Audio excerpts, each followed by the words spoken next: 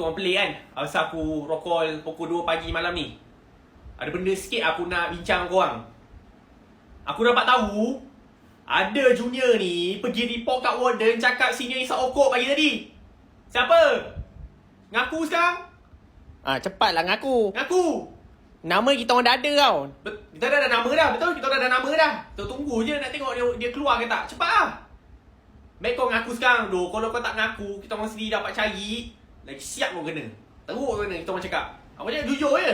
Ngaku je lah. Baik kau ngaku. Weh, tolong lah doh. Kita orang 5 tahun cover korang tau. 5 tahun. Ada korang appreciate apa kita orang buat? Alamak. Ohana konon, family konon. Sampah belaka. Betul? Weh, ingat kita orang tak tahu ke? Yang junior-junior korang ni pergi fly, pergi CC malam-malam. Ingat korang tak tahu? Kita orang cover korang tu. Kita orang sayang korang, tahu tak? Tolong lah. Kita kat sini macam family tu. Tak faham lagi ke? Min, kau okey lah? Lepak. Aku okey je lah. Weh, Min. Relax Tak lah. payahlah mengganggu. Aku okey. Lama. Cepatlah ngaku.